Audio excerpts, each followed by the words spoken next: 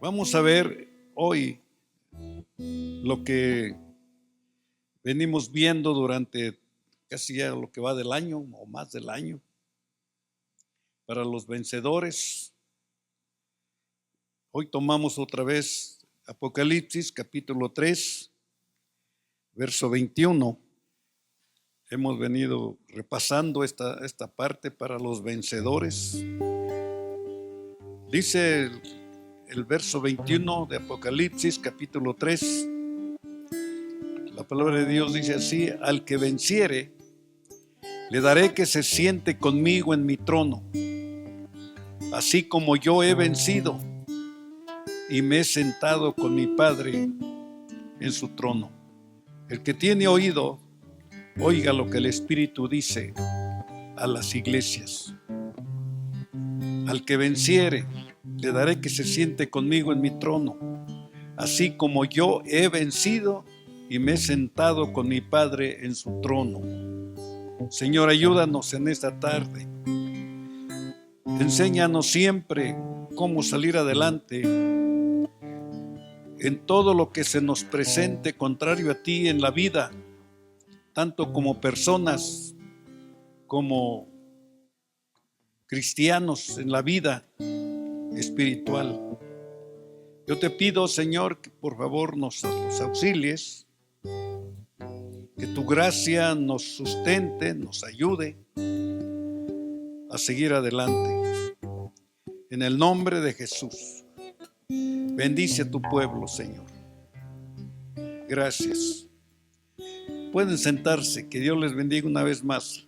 Jesús da esta declaración: así como yo he vencido, así, y me he sentado con mi Padre en su trono, así.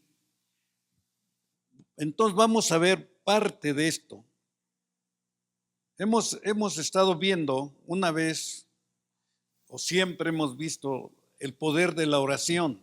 La última vez veíamos una parte muy importante que es nuestra posición y nuestra condición. Nuestra posición es que estamos posesionados de la autoridad y el poder de Jesucristo. Nuestra condición es humana y es débil, y estamos aquí en la tierra, donde somos pasados por pruebas muy difíciles. Y hemos visto que una persona que quiera ser más que vencedora, tiene que ser una persona que ora, que cree en la oración. No vas a encontrar otra cosa en la Biblia más que la oración. Los apóstoles nunca preguntaron o nunca pidieron: enséñanos a cantar, enséñanos a predicar. Ellos pidieron: enséñanos a orar, enséñanos. Porque la oración es el poder de un cristiano que cree y que quiere vivir una vida venciendo todos los obstáculos que el mundo le ofrece, que el diablo le ofrece, que la carne misma está ofreciendo. Veíamos que los tres enemigos es la carne, nuestra propia carne, el mundo con todas sus vanidades, con todas sus atracciones, y el diablo que anda como león rugiente.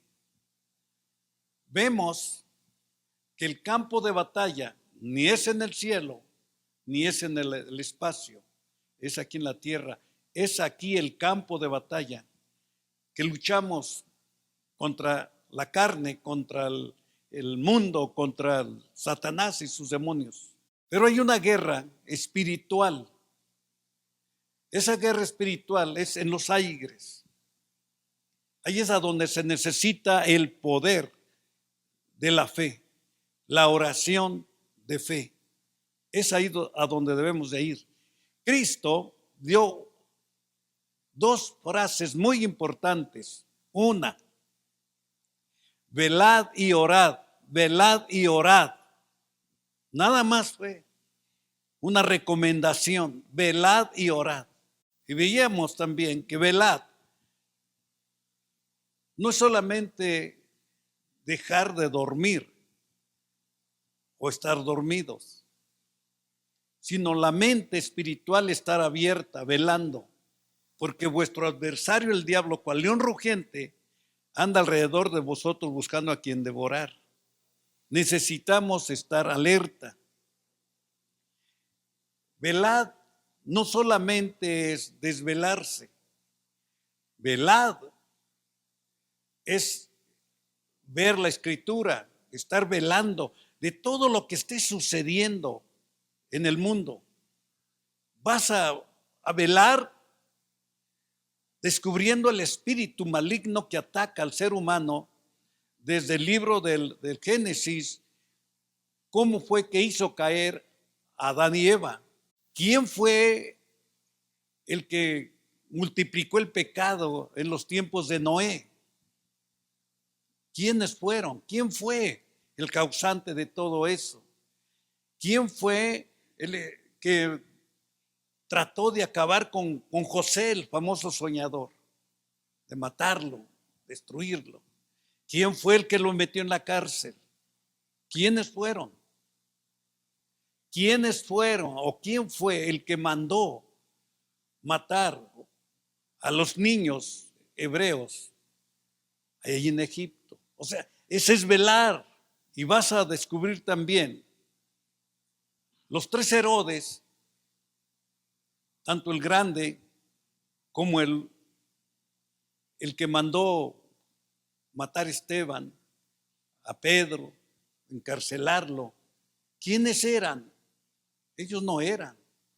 ¿Quién mandó matar a los niños menores de 3 años?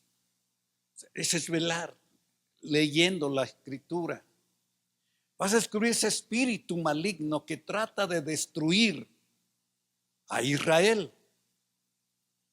¿De dónde? ¿Por qué? Ese espíritu destructivo, asesino en contra del pueblo de Israel. Y vemos que ese espíritu estaba hasta en Amán, cuando trató de acabar con el pueblo de Israel, a terminar completamente con ellos. Esto es velar, estar atento a las profecías, que te des cuenta en las noticias. No son los misiles de Irán contra Israel. No es una guerra política ni económica. Es Satanás, ese espíritu maligno, tratando de acabar con el pueblo de Israel. Hoy cambiado de nombre. Hoy es Irán. Cuando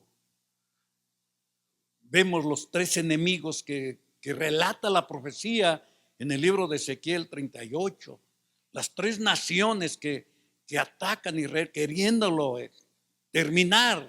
Siempre ha sido así. No es política, no es el petróleo, no es el pueblo de Israel. Ese espíritu de Amán, cuando sacaron las cartas para terminar con el pueblo de Israel. Pero Dios tiene un plan. Él ya sabe el principio del fin, o desde el principio ya sabe el fin. Usted ve las noticias, pero no velas, te espantas. Vas a darte cuenta que es un plan divino. El plan de Dios está a la orden del día. Y el cristiano debe de estar velando. Siempre, en todo, hermanos. Vas a descubrir velando el espíritu de Jezabel, moviéndose en estos tiempos todavía. El espíritu asesino de Naamán se está moviendo ahorita, queriendo estropear los planes divinos, el Dios de los pactos. Por eso el pueblo, la iglesia, recibió esta orden: velad y orad. ¿Qué es velad? Ya les estoy diciendo, velad, escudriñando las escrituras. Vas a descubrir la oración de Daniel, del capítulo 10 de Daniel. esos espíritus asesinos de estorbo, es la guerra. Entonces, si nosotros vemos hoy la sociedad actual, el desánimo espiritual, la desesperación en el cristianismo, su frialdad, es que ha perdido la esperanza de la presencia de Cristo en la vida. Las profecías, por ejemplo, Habacuc dice, aunque se tarden, espéralas, porque ciertamente va a venir. Pero el espíritu maligno te desespera, hace que te desesperes. No quiere que descubras el poder que Cristo ha impartido a su iglesia. El pueblo de Israel tiene un remanente. Allí Dios tiene un remanente fieles a Él. Olvídate de misiles, olvídate de la guerra, de asesinatos, olvídate de política social o económico. Vela y ora, las profecías, el Dios de los pactos, y gózate por lo que está sucediendo. Él solamente pidió, David pidió una petición: oremos por Jerusalén, nada más por Jerusalén, porque es el ataque del enemigo para destruir ese lugar. Ve todas las profecías desde el Génesis hasta Zacarías y vas a ver las intervenciones divinas. Dios va a usar como usó a Ciro en los tiempos de los persas. Vas a descubrir quiénes son todos estos que hoy se están moviendo. Esos espíritus ni son los personajes, no es la gente, es Satanás mismo tratando de destruir. Hoy, brevemente, vamos a ver algo muy importante. Así como yo he vencido, dice el Señor, yo he vencido. Él no venció al mundo solamente así porque sí. No, hermanos. El tema de este estudio se llama la victoria de Cristo. O sea, si Él está diciendo, yo he vencido, ¿de qué venció? ¿De qué fue lo que venció Él? Él tuvo dos batallas, hermanos. La primera batalla fue como un símbolo que hizo Esther. Esther, cuando surgió la orden de exterminar al pueblo de Israel, esta mujer intervino. Ella sabía que podía morir si llegaba ante el rey sin dar aviso. Pero a ella no le importó dar su propia vida, arriesgar su propia vida con tal de que el pueblo de Israel se salvara. Y lo logró, arriesgando su propia vida. Este espíritu de valor, de vencer, llegó con Cristo, dando su propia vida por el rescate de su pueblo. Y no solamente por su pueblo, sino dando su propia vida por el rescate de todo el mundo. Porque Dios tiene planes y propósitos sobre sus enemigos, sobre las naciones que atacan al pueblo de Israel. Dios tiene planes para ellos también, no de condenación. Dios los ama también. Así como hoy hay personas que reniegan, que no creen en Dios, que maldicen a Dios. Dios tiene mucha misericordia sobre de ellos si se arrepienten. O sea, que vemos en los tiempos, por ejemplo, de Jonás, cómo Dios no les hizo daño cuando se arrepintieron. Cómo Dios no hizo daño, no te ha hecho daño a ti siendo una persona rebelde también. No nos escapamos. Dios es amor y vivimos en su misericordia. Entonces, la victoria de Cristo lo tenemos sobre qué. Mire, Él tuvo dos batallas, hermanos. Tuvo la batalla aquí en este mundo, en esta tierra, y tuvo una batalla en los infiernos.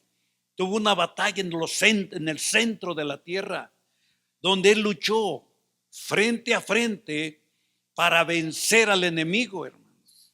La victoria de Cristo no fue solamente en la cruz, no fue solamente para librarte a ti y a mí, al pecador, aquí en este mundo, sino que él se enfrentó. Los dos leones se enfrentaron, el león de la tribu de Judá contra el león rugiente que anda buscando a quien devorar. Dios permitió que se enfrentaran los dos y lucharan cuerpo a cuerpo en las profundidades del Seol, y triunfó. Los verdugos que aprisionaron a Jesús, los verdugos que lo flagelaron, los verdugos que lo crucificaron aquí en la tierra, en este mundo, hermanos, de la cual fuimos todos nosotros unos verdugos, unos asesinos. Él venció para darnos salvación a nosotros. Esa fue una batalla aquí en la tierra para darnos libertad, porque dijo que él dio una declaración. Dice: el Espíritu de Dios está sobre mí, por cuanto me ha ungido y me ha enviado a dar libertad a los cautivos, a los oprimidos, a dar libertad a todos los encarcelados. Hoy se ha cumplido, dice esta profecía aquí delante de vuestros ojos, para libertar, para liberar al cautivo en el pecado. Eso ya lo venció en la cruz del Calvario. Pero tenía que llegar el momento de enfrentarse con su adversario, el que hace toda esta guerra. Una vez que nosotros sabemos cuál es la prioridad en la práctica de la oración, vas a pedir como lo hizo los apóstoles. Nunca dijeron: enséñanos a cantar, enséñanos a predicar. Dijeron: enséñanos a orar. Por eso Cristo les dijo: velen y oren. Velen y oren. Qué difícil, hermano. Es cuando lleguemos a esta otra parte, que es el estudio que sigue de esto, te vas a sorprender. Es atar y desatar. Y luego viene la otra parte: manos a la obra. Vamos a echarle ganas. Entonces, una vez que ya sabemos cuál es la prioridad en la práctica de la oración y cuál es la fuente de su poder y su autoridad, pasemos ahora, hermanos, a conocer. Vamos a ver algo muy importante: cómo y por qué debemos de usar la oración. Debemos de saber usarla, hermanos. Miren, Jesús, nuestro bendito Salvador, a su tiempo vino a este mundo. El Hijo de Dios hecho carne. Como hombre, vivió una vida santa, una vida perfecta. O sea que yo puedo entender esto. Jesús vino a revelar el corazón de Dios. Ese corazón del Padre, Jesús vino a revelarlo cómo es su corazón. Libró a los oprimidos por Satanás. Murió en una cruz para darnos libertad, para quitarnos de amo. Yo esta enseñanza lo di hace muchos años, que se llama El hombre que cambió de amo. Es una historia de los tiempos de Israel, de la antigüedad, donde un extranjero se infiltró en el pueblo, en el ejército de Israel, y le dijeron: ¿tú quién eres y qué haces aquí? Él dijo: yo estoy aquí porque quiero salvar mi vida y quiero decirles que mi amo es fulano y fulano allá afuera, en otras naciones. Él cambió de amo. Esto sucedió ahora con Cristo. Todo el mundo está bajo el poder del maligno. Todo el mundo es engañado por el maligno. Por eso vele y ore, lea la Biblia para que no veas las noticias nomás por verlas. Míralas. Y te vas a quedar sorprendido con las profecías que están escritas en toda la Biblia. Y vas a descubrir la maravilla. En Lucas capítulo 4, versículo 5 al 7, encontramos la primera liberación es que Cristo vino a hacer aquí en la tierra. Fíjate, cuando Él está diciendo en Lucas 4:18 que el Espíritu de Dios está sobre de Él, y a qué había venido. Y aquí vemos esta parte en el libro de Lucas para que veas el capítulo 4 y junto conmigo veas la liberación a lo que Cristo vino. Fíjate bien, le dijo aquí el versículo 4, Jesús le respondió, escrito está, no solo de pan vivirá el hombre, sino de toda palabra de Dios. Y le llevó el diablo a un monte y le mostró en un momento todos los reinos de la tierra. Y le dijo el diablo, a ti te daré toda esta potestad y la gloria de ellos, porque a mí me ha sido entregada, y a quien yo quiero se la doy. Si tú postrado me adorares, todos serán tuyos. ¿Quién le entregó esta propiedad, hermanos? Adán. Desde que Adán le entregó toda la propiedad de la creación de esta tierra, Satanás es el dueño, o era el dueño. Él era el dueño y lo ofrecía.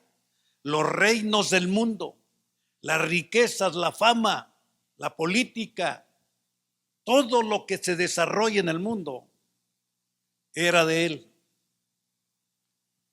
Y él te lo ofrecía. Por eso los hombres hoy, los que no han sido liberados, aprovechan y tienen muchas oportunidades en este mundo. Y muchos decimos, ¿cómo le hizo? ¿Cómo le está haciendo? ¿Por qué? Porque lo tiene engañado. Al rato lo deja en la miseria. Conocer a Dios no es ser millonarios, no es viajar por el mundo, porque Dios dice que Él cuida de las aves, de los animales del campo, y cuida de nosotros también. Y aún más cuida de nosotros, dice, porque valemos más que los animales. Nosotros, los cristianos, los que hemos aceptado a Cristo por fe, valemos mucho más que el mismo mundo, hermanos. Hay alguien que le ofrece comidas a Dios, le ofrece dinero a Dios como para chantajearlo. Y la Biblia dice, si yo tuviera hambre, yo no te pediría de comer, porque mío es el mundo, el mío es las aves, los animales. Si yo tuviera hambre, Él no lo necesita. Le damos dinero, limosnas. Él no lo necesita porque Él dice, mío es el oro, mío es la plata. Él es el dueño de todo. Por eso cuando David ofrecía ofrendas para el pueblo, no era para Dios. Lo hacía en nombre de Dios y decía, de todo es tuyo, y de todo lo que es tuyo y no lo has dado, de eso mismo te estamos dando. Dime, un reconocimiento de que nosotros no tenemos nada. Nosotros le damos de lo que Él mismo nos está dando. Él te ha dado la vida, pues ofrécele la vida, porque ni vida tienes, porque no le das. Yo siempre he dicho que Dios es absolutamente dueño de todo. Y el hombre es absolutamente dueño de nada. Nada. Si no fuera por su gracia y misericordia, hermanos. Entonces, reconociendo esto, que Jesús vino a su debido tiempo, murió en la cruz, y ya en el corazón de la tierra, la ira no fue aquí en la tierra. Cuando Cristo estaba crucificado, Él le llamaba Dios, le llamaba Padre. Había momentos en que Él se consideraba como usted y yo. Por eso decía, ¿por qué me has desamparado? ¿Por qué me has dejado? ¿Por qué no haces algo? Interviene, mira cómo estoy sufriendo. ¿Cuántos de nosotros hemos estado no en esa situación? Pero nos sentimos, Señor, ¿por qué no me escuchas? ¿Y cuál es tu problema? No problemitas. Problemón tenía Cristo. Y tú dices, no, pues yo estoy sufriendo mucho. Jesús murió, sufrió por el pecado. Y no era de Él, era el tuyo, era el mío. El pecado del hombre, tanto del pasado, presente y futuro, cayó sobre Él para dar un total cumplimiento, hermanos, a la justicia divina en esta tierra. Y después, hermanos, de haber sido sometido su cuerpo al martirio del hombre, porque fuimos nosotros los que lo martirizamos, tras la muerte, sorpréndase, aquí en la tierra fuimos sus verdugos. Él entregó su cuerpo voluntariamente a que el hombre lo martirizara. Pero cuando Él ya murió, cambió de verdugos, hermanos. Ya no fue el hombre, fueron demonios quien lo atacaron. Cambió de verdugos. Su alma, cuando Él fue sepultado, su alma pasó a ser atormentada por demonios. Y eso ya no fue aquí en la tierra, fue en las profundidades de la tierra. Su alma pasó a ser atormentada por los mismos demonios. Las profecías y casi toda la profecía de esa lucha en las profundidades del Seol lo dio David. El capítulo 18 del Salmo, más bien el Salmo 18, te empieza a relatar algo.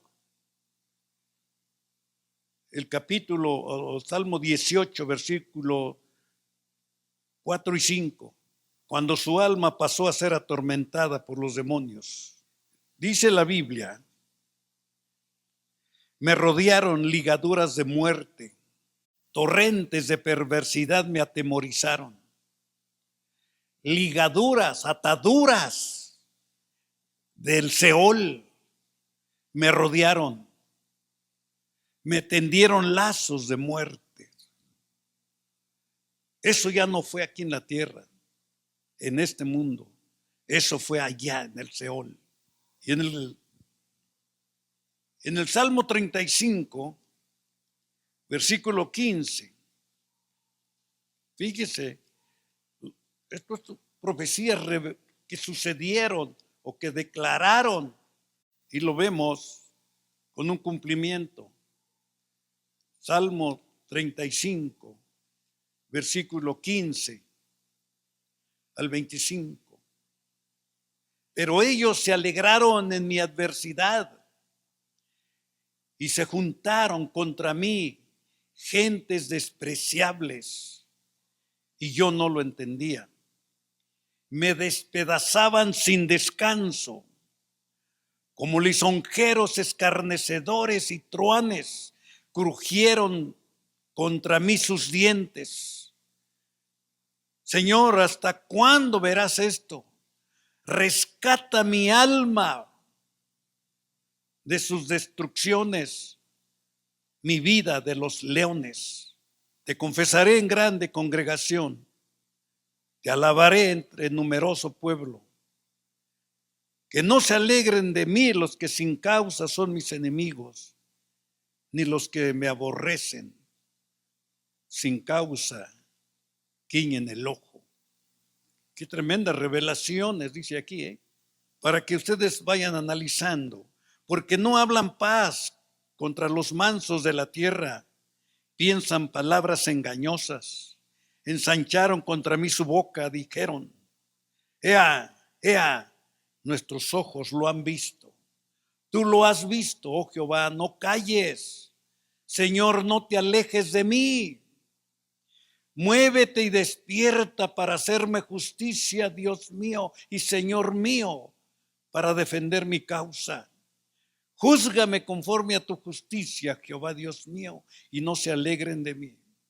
No digan en su corazón, ea, alma nuestra, no digan que lo hemos devorado. Este era el clamor de Jesús en las ataduras del infierno. Habiendo soportado semejante castigo, el Hijo clamó a su Padre, el cual indignado descendió. Fíjense bien, lo escuchó cuando le dijo, Señor mío. El Salmo 18, versículos 6 al 19. Después de que Jesús soportó el castigo, el cual clamó a su Padre, entonces el indignado descendió sobre un querubín y a su voz truenos, relámpagos, rayos dispersaron a los verdugos, a los demonios que se ensañaban en contra de él. Esta historia, esta profecía no está hablando de una realidad en el mundo. En mi angustia invoqué a Jehová, dice el verso 6, y clamé a mi Dios. Él oyó mi voz desde su templo, y mi clamor llegó delante de él a sus oídos. La tierra fue conmovida y tembló. Se conmovieron los cimientos de los montes y se estremecieron porque se indignó él. Humo subió de su nariz y de su boca fuego consumidor. Carbones fueron por él encendidos.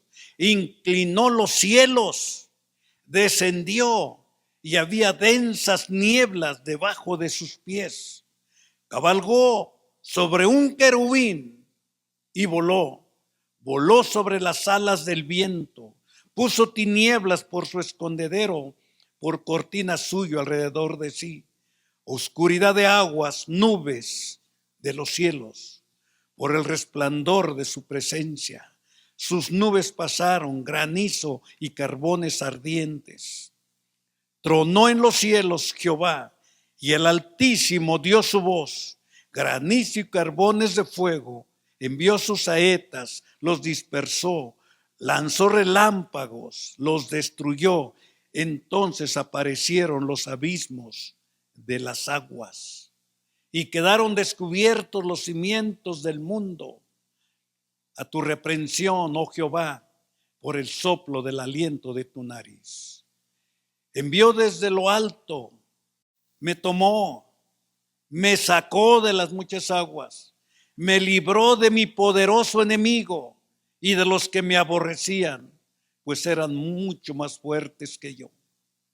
Me asaltaron en el día de mi quebranto, mas Jehová fue mi apoyo. Me sacó a un lugar espacioso, me libró porque se agradó de mí. Bendito su nombre. Se agradó el Señor. Jesucristo fue rescatado por su Padre quien le consoló, lo fortaleció y preparó. Fíjese, aquí hacemos un breve paréntesis. Cuando Dios lo libró de la lucha contra los verdugos, contra los demonios que lo estaban atacando, Jesucristo fue rescatado cuando estos verdugos se ensañaban contra él. Cuando Dios descendió sobre un querubín, Jesús fue rescatado por su Padre, le consoló, lo fortaleció. Y saben ustedes, hermanos, algo más todavía. Después de rescatarlo de los verdugos malignos que lo atacaban, casi lo destruían, intervino Dios, esparció a sus verdugos, consoló a su hijo, lo fortaleció y lo preparó otra vez para la batalla final en el infierno. Qué tremendo. Muchas veces nos pasa así. Estamos en angustias, estamos afligidos, clamamos a Dios, Él nos escucha, Él interviene, nos levanta, nos consuela, nos fortalece para la batalla siguiente, porque no se termina. Te viene otra batalla, te viene otra. Y si Dios no te fortalece, vas a caer. Entonces Dios intervino, fue rescatado, fue consolado, fue fortalecido y Dios lo fortaleció y lo preparó para la batalla final. ¿Cuál fue esta batalla final allá abajo? Enviándolo a luchar cuerpo a cuerpo contra el enemigo de Dios y de nuestras almas. El Salmo 18, versículo 32 al 36. Dios es el que me ciñe de poder y quien hace perfecto mi camino. ¿Quién hace mis pies como de cierva y me hace estar firme sobre las alturas, sobre mis alturas? ¿Quién adiestra mis manos para la batalla, para entesar con mis brazos el arco de bronce? Me diste asimismo el escudo de tu salvación, tu diestra me sustentó y tu benignidad me ha engrandecido. Ensanchaste mis pasos debajo de mis pies y mis pies no se han resbalado. Un paréntesis. Fue así, amados hermanos, que teniendo como escenario el corazón de la tierra, el león de la tribu de Judá se enfrentó al león rugiente que anda buscando a quien devorar, derrotándolo y arrebatándole legalmente ante la justicia divina los títulos de propiedad que acreditaban a Satanás como amo y señor de la tierra y todos sus habitantes. Salmo 18, verso 37 al 42. Esto está interesante. Perseguí a mis enemigos, los alcancé y no volví hasta acabarlos. Los herí de modo que no se levantasen. Cayeron debajo de mis pies, pues me ceñiste de fuerzas para la pelea. Has humillado a mis enemigos debajo de mí. Has hecho que mis enemigos me vuelvan las espaldas para que yo destruya a los que me aborrecen. Clamaron y no hubo quien los salvase, aún a Jehová, pero no los oyó. Y los molí como polvo delante del viento y los eché fuera como lodo de las calles. Cristo triunfó, hermanos. Así como yo he vencido, dice, y me he sentado en el trono con mi Padre. Así ustedes podrán vencer y se sentarán conmigo. Él ya venció al mundo, venció a la muerte, venció a los demonios, venció a Satanás. Y esta victoria de Jesús, hermanos, está para quien lo acepte como su Señor y Salvador.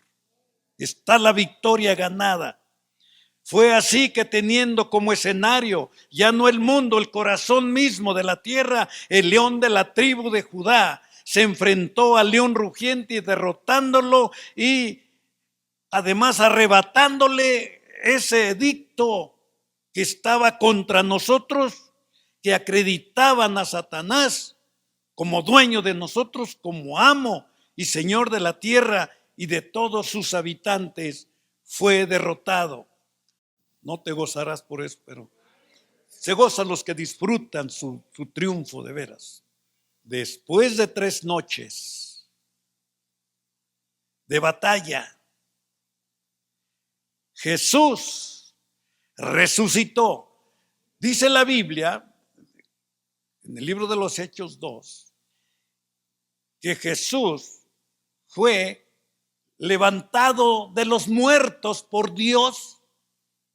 Y la palabra levantado significa que lo pusieron de pie otra vez.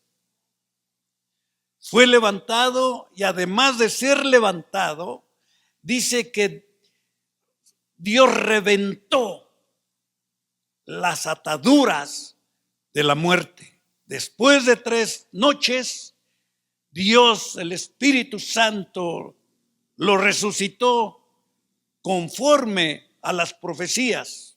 Y esto no terminó ahí. Cuando Cristo salió de la sepultura, pasó por el monte Calvario, hermanos, y le dejó en la cruz a Satanás una copia de la Escritura en la que está asentado que el rescate del hombre, eso ya fue aquí en el mundo, ya fue en la tierra. El rescate del hombre ha sido totalmente así pagado, y que por lo mismo la tierra vuelve a ser nuevamente propiedad exclusiva del segundo Adán y último Adán, así como para todos sus descendientes que vencerán también. Amén. Esto que te estoy comentando, Pablo se lo escribió a la iglesia de los Colosenses. El edicto que era contrario a nosotros, Cristo lo exhibió públicamente allí en la cruz, después de su resurrección. Ahora, ¿por qué digo esto? Si usted ve Efesios capítulo 4, versículo 8 al 10, vas a descubrir algo más maravilloso todavía. Por lo cual dice, subiendo a lo alto, llevó cautiva la cautividad. Gloria al Señor. Si el hombre estaba cautivo cuando Cristo salió del abismo, llevó cautiva la cautividad, y pasando por este mundo dio dones a los hombres. Fíjate bien, el verso 9. Y eso de que subió, ¿qué es? Sino que también había descendido primero a las partes más bajas de la tierra. Aleluya. El que descendió es el mismo que también subió por encima de todos los cielos para llenarlo todo. Es todo, hermano. Y él mismo constituyó a unos apóstoles, a otros profetas, a otros evangelistas, a otros pastores y maestros. ¿Para qué? Pues para la edificación, para perfeccionar a los santos, para la obra del ministerio, para la edificación del cuerpo de Cristo, o sea, para su iglesia. Ya triunfó Cristo, hermanos, y dio dones a los hombres. ¿Qué más hizo? Yo me quedo maravillado de esa guerra que hubo allá abajo. Primera de Pedro, capítulo 3, ya encarrerado, no sé, 19:5 trae ese reloj. Ya encarrelado, ya vamos a terminar, Capítulo 3, verso 18 al 22. Primera de Pedro. Porque también Cristo padeció una sola vez por los pecados, el justo por los injustos, para llevarnos a Dios, siendo a la verdad muerto en la carne, pero esa carne no vio corrupción, no se desintegró, ni olió mal en la sepultura. Su alma fue la que empezó a vivir. O sea, esta separación del tripartito del hombre que se compone espíritu, alma y cuerpo, están unidos, aquí lo tenemos, espíritu, nuestra alma y nuestro cuerpo, son inseparables. Sin embargo, se van a separar, un día se van a separar. El día que se separen, ese día se llama muerte. Esta carne, este cuerpo, va a ir al polvo de donde es. Ahí está, de polvo. Viene la segunda parte y el espíritu va a volver a Dios que lo dio. El espíritu de vida de Zacarías 12:1, que Dios les pone el espíritu y vuelve ese espíritu a Dios. Y el alma, ahí el problema, el alma que pecare, esa morirá, esa se condenará. ¿Sí? Entonces, esta alma fue la que no fue dejado en el Seol, no fue dejado en el sepulcro. El alma se piensa, actúa como usted está pensando ahorita, es tu alma, eres tú. Entonces, eres un ser vivo. Entonces, dice aquí la Biblia, porque también Cristo padeció una sola vez por los pecados, el justo por los injustos, para llevarnos a Dios, siendo a la verdad muerto en la carne, pero vivo en el espíritu. Síguele. En el cual también fue y predicó a los espíritus encarcelados allá abajo, los que en otro tiempo desobedecieron, cuando una vez esperaba la paciencia de Dios en los días de Noé, mientras se preparaba el arca, en la cual pocas personas, es decir, 8, fueron salvas por agua. Fíjate bien. Entonces, dice el verso 21, el bautismo que corresponde a esto ahora nos salva, pero no quita las inmundicias de la carne, porque esta carne no va a ir al cielo, sino como la aspiración de una buena conciencia, o sea, el arrepentimiento, el cambio de personas respecto a Dios, tu manera de pensar, de actuar, de vivir, tu actitud hacia Dios es lo que va a cambiar. ¿Por qué? Por la resurrección de Jesucristo, una nueva vida, novedad de vida. Verso 22. Quien habiendo subido al cielo está sentado a la diestra de Dios, y a él están sujetos ángeles, autoridades y potestades. A él sea la gloria. La victoria, mis amados oyentes, la victoria del Señor se consumó así, anulando el acta de los decretos que había contra nosotros, que nos era contraria. Se la quitó de en medio, la clavó en la cruz, despojando a los principados, potestades, los exhibió públicamente, triunfando sobre de ellos, clavándolos en la cruz. Colosenses capítulo 2, versículos 14 y 15. Vamos a ir terminando. La tierra, esta que pisamos, ya no le pertenece legalmente a Satanás, hermanos. A pesar de que la mayoría de sus habitantes todavía viven bajo su potestad. Para que usted se dé cuenta. Pero lea la Biblia.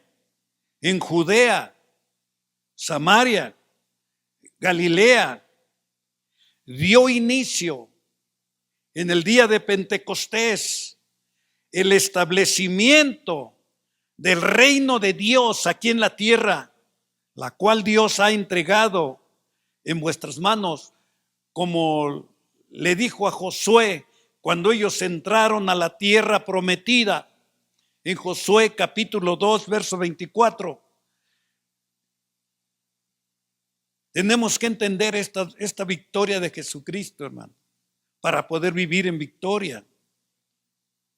Y dijeron a Josué: Jehová ha entregado toda la tierra en vuestras manos, y también todos los moradores del país desmayan delante de nosotros. O sea que aquel símbolo de entrega del pueblo que el pueblo de Israel poseyó, la tierra prometida, hoy también Dios te ha entregado a ti esta tierra que le pertenece a Él, para que tú vivas, disfrutes la presencia de Dios, el tiempo que puedas vivir aquí en la tierra. Debes de vivir en victoria. Esto es para los vencedores. Ahora, te termino con esta frase maravillosa. Antes de ascender, mi Señor Jesucristo, mi victorioso Señor, ya puedo decir ahora sí, antes de ascender a los cielos, mi victorioso Señor nos ha ordenado dar continuidad a su grandiosa obra. Obviamente, Él nunca nos enviará, así como lo estás escuchando, Él nunca nos enviará a una guerra sin proporcionarnos una preparación. Esto que estamos haciendo, una academia de preparación para la guerra, porque somos soldados de Dios, porque Dios es un varón de guerra, dice Éxodo 15:3, Él es un varón de guerra. Cuando David se enfrentó al Goliat, dice: ¿quién es este hombre incircunciso que está retando a los ejércitos del Dios eterno? Entonces, la iglesia es militante individual, cada uno somos militantes en este ejército, y Dios nos está preparando para esta batalla, para dar continuidad a esta grandiosa obra que Él ha ganado, y Él no nos va a enviar a una guerra sin proporcionarnos una preparación. Tampoco nos va a mandar sin armas. Él nos da los recursos, nos da las armas para enfrentar, vencer, despojar al usurpador. La más grande de estas armas de nosotros es la oración, respaldada por la autoridad del poderoso y santo nombre de Jesús de Nazaret. Siendo esto así, empecemos por conocer, hermanos, los rudimientos de la oración. Como no la conocemos, tenemos muchos problemas para orar. Nada más hay dos formas de orar. No hay más. Está la oración privada. Esto es lo que ya el siguiente estudio, atar y desatar. Hay una oración privada que tú cierras la puerta de tu recámara o tu aposento. Ahí empiezas a platicar con Dios, adorarlo, santificarlo, pedirle perdón, exponerle tus problemas, tus necesidades, todo tu angustia, tu aflicción. Ahí lo puedes poner en su presencia, aprovechando la oportunidad que Él te está dando, la invitación que te está dando a acercarte al trono de la gracia para encontrar oportuno socorro, según Hebreos 4:16. Entonces, aprovechando esta parte, yo te adelanto algo de esto que vamos a seguir viendo.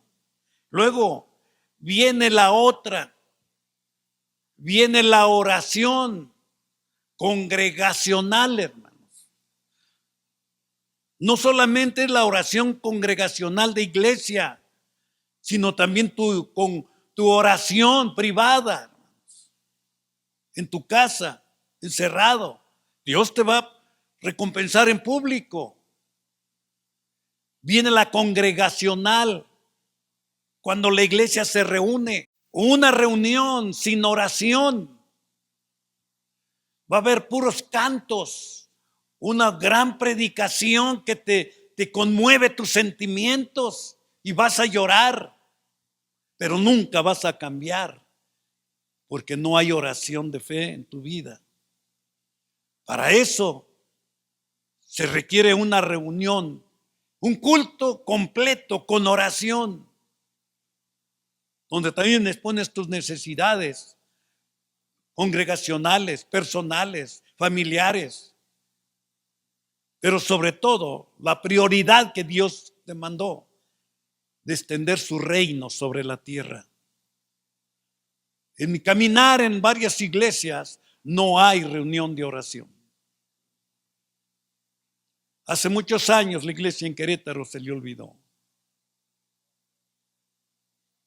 Para volver a tener esta fe y confianza en la oración, es necesario volver a enfocar nuestra mirada espiritual en el autor y consumador de la fe, que es Jesucristo. Volver a enfocarnos ahí. Vuélvete a tu primer amor.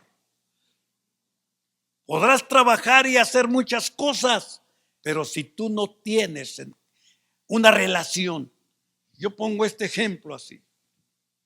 ¿Yo cómo puedo tener relación con otra persona si no tengo comunicación con él? Díganme ustedes, un par de enamorados, si no tiene comunicación, ¿cómo va a tener relación? ¿Tú cómo puedes tener una relación con Dios si no platicas con Él? Un joven, una joven enamorado, ¿cómo puede tener una relación si no platican? Ya lo veremos más adelante. Y se los voy a lanzar la pregunta bien directa. A ver si es cierto que aman. ¿Cuál es la otra oración que les digo? ¿Cómo es? En Hechos capítulo 1, verso 14 te dice que ellos estaban juntos, estaban unánimes en oración y súplica. Así es la iglesia. Pues oración. En Hechos 12 también, cuando Pedro estaba en la cárcel, dice que la iglesia hacía oración intercesora por Pedro y Dios les contestó. Eso es atar y desatar. Lo que hagas aquí en la tierra tendrá resultados, tendrá efectos en el cielo. ¿Sí? Lo que tú hagas aquí tendrá efectos en el cielo. Si tú eres un pecador y te arrepientes, hay efecto en el cielo, hay fiesta en el cielo. Se hace una gran fiesta. O sea, ese es atar y desatar. Aunque lo que vamos a ver es un juicio de iglesia, no vamos a basarnos en un juicio, vamos a basarnos en el atar y desatar.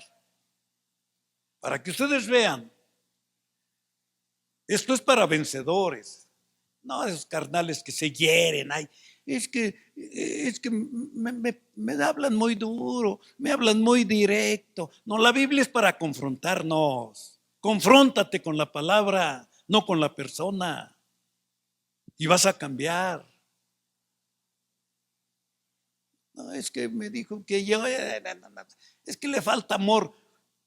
Mi amado hermano conoce a Jesús. Jesús vino a mostrarnos el corazón del Padre. Amor. Te vuelves bien delicadito ahora. Tanto hablan mal de ti allá afuera y aquí te dicen las cosas como son. No, falta amor. Estás más carnal que la carne que venden en las carnicerías, mi hermano. Alimento del diablo nomás. Reacciona. Si dicen que eres un adúltero, pues que me interesa, yo no soy adúltero. Hay que digan que eres un borracho. ¿A mí qué? Yo no soy borracho. Ah, pero si tú eres, pues arrepiéntete, no te enojes. ¿Qué categoría tienes, hermano? ¿Estás frío? ¿Estás tibio o estás calientito? ¿Cómo te sientes? Pero es que me la están echando a mí. Sí, hermano, te la están echando a ti.